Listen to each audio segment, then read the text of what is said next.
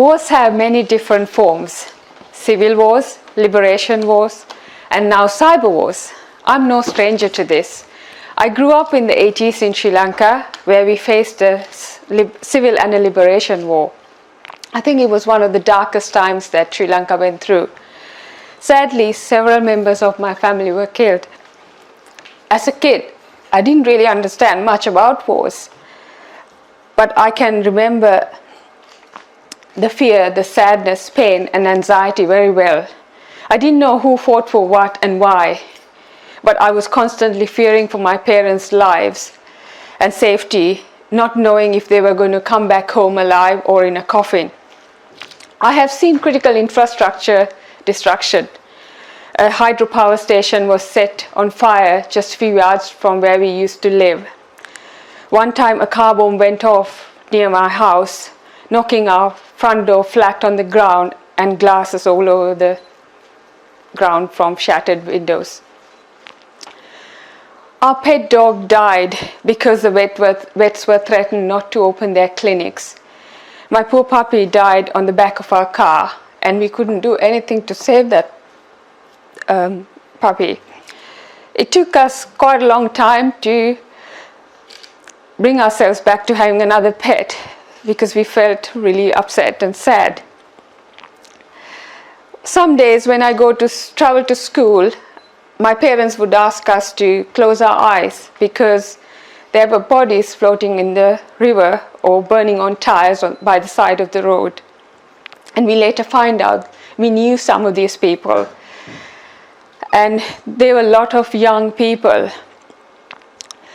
The fear and the disturbances were all over the country, and it affected us all regardless of our race, religion, color, and age, or gender.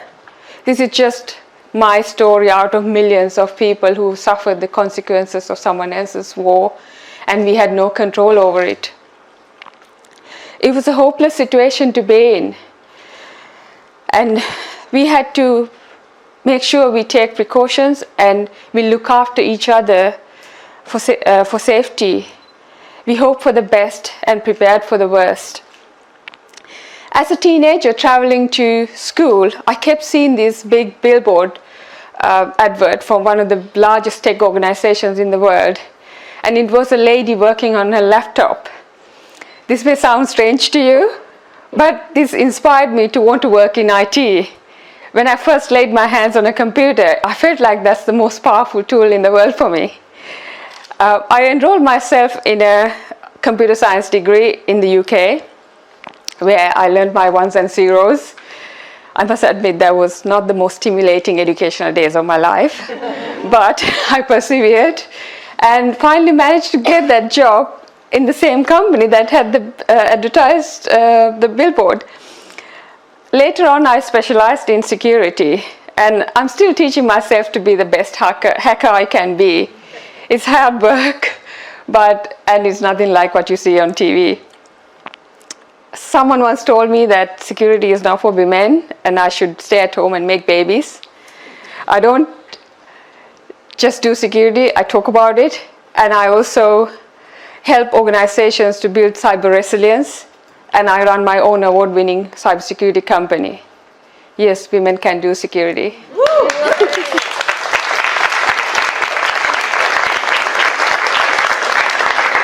A hard reality that I had to learn when I came to the UK was that I found out that I'm a colored female with an accent, what we call the minority, especially in the IT industry. Looking back, I think that was a good lesson for me to learn. It was a good experience because when people made me feel that I don't belong, I learned to integrate. When people bullied me, I taught myself not to be like them. When people gave me excuses, I decided I'm going to take ownership and responsibility for my actions. When people judged me based on their assumptions, I taught myself to ask that difficult questions and make decisions based on facts and evidence. I realized that no matter how educated you are, you can still do really stupid things if you're not emotionally intelligent. and, and when things go really bad, it can even break you if you don't have that resilience.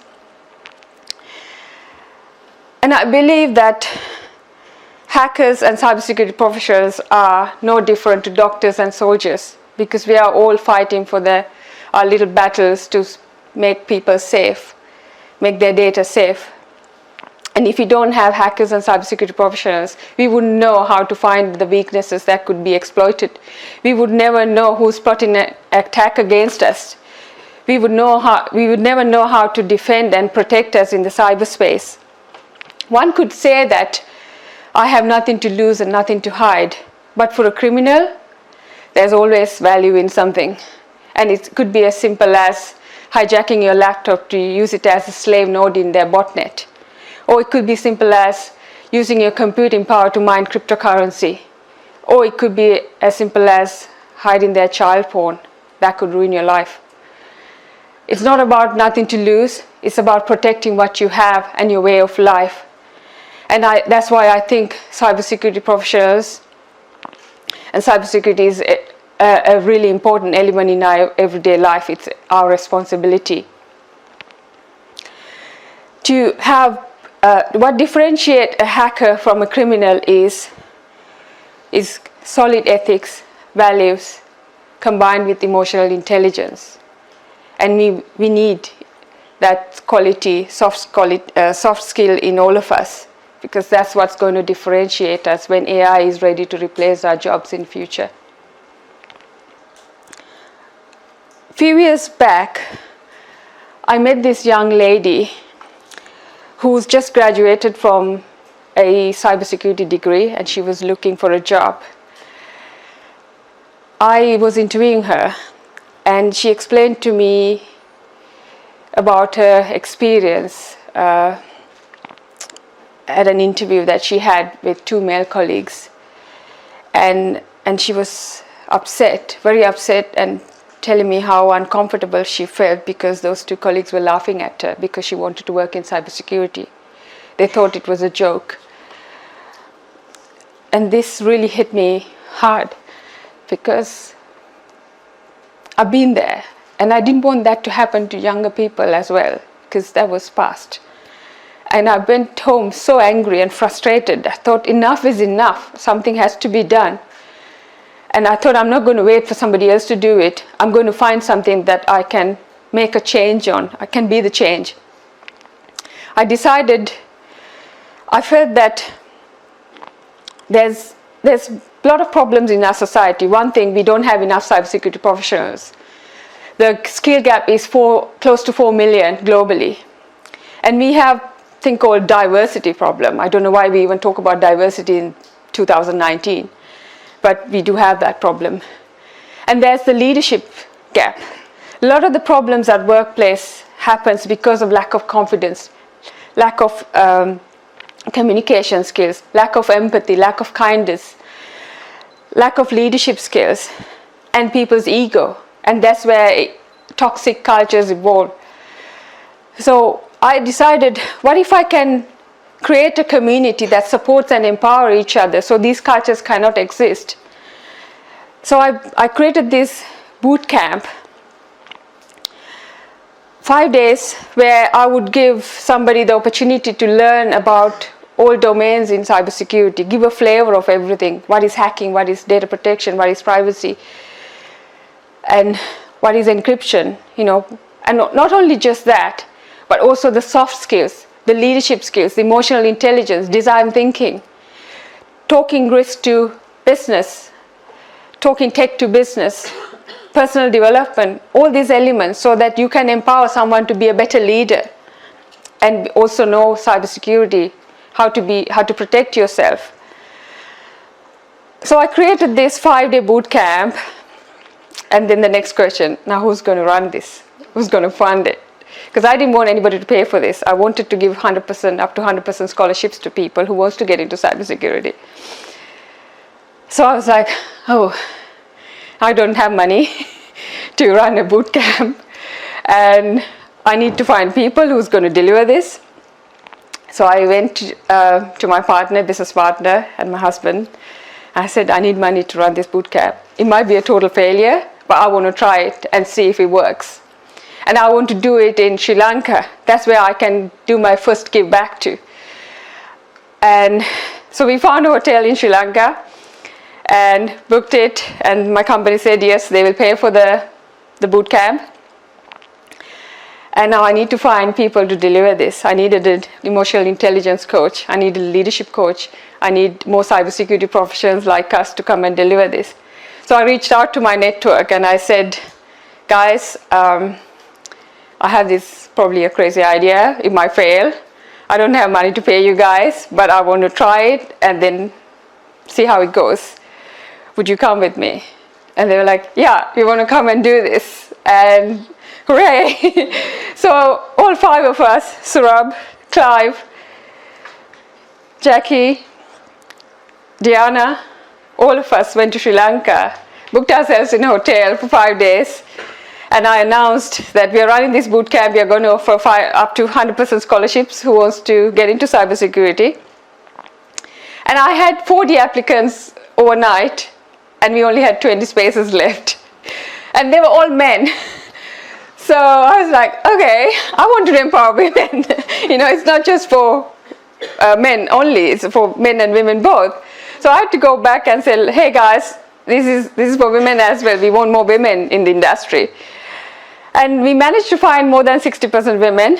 So we gave scholarships to 20 people. We had 2 police officers, lady CISO, 3 undergraduates, a teacher, and a farmer who farms during the day, studies security and networking at night. We got all these people into one room, and 5 of us had workshops day after day after day. And all 5 days we shared knowledge around cybersecurity, leadership, personal development. And on the last day, I asked a few people, I said, we're going to have a gala dinner at the end to introduce you guys to the community. Who wants to talk for 5 minutes?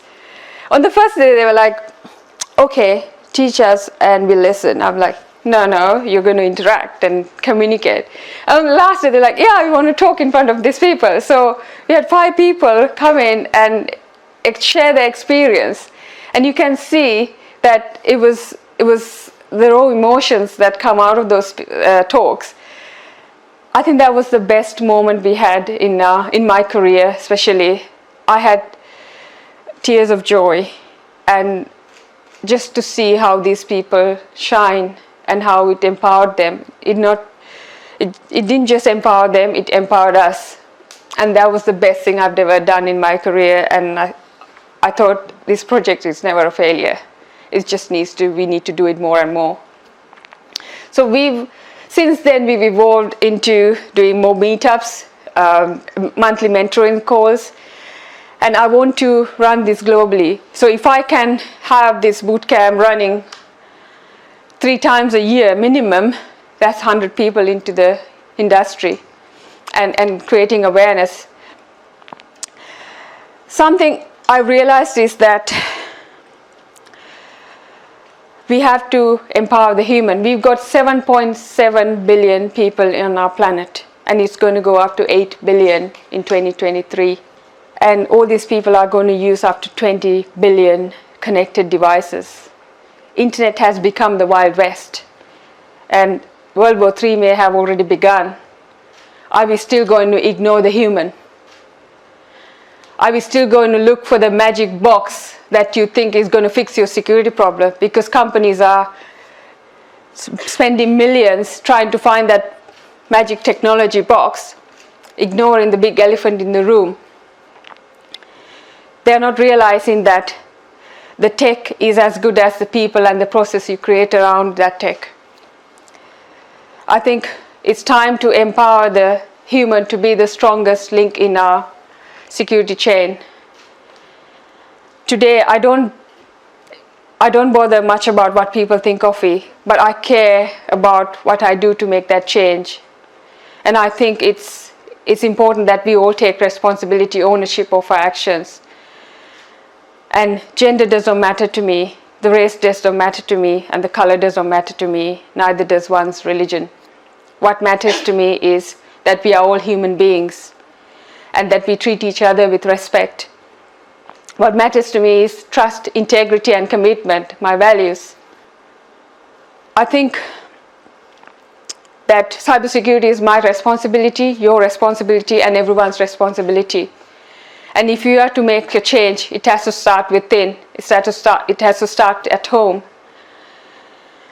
And if we can't change ourselves, how are we going to change the world to fight the evolving cybercrime? That's why I believe we need emotionally intelligent cybersecurity leaders. Are you one?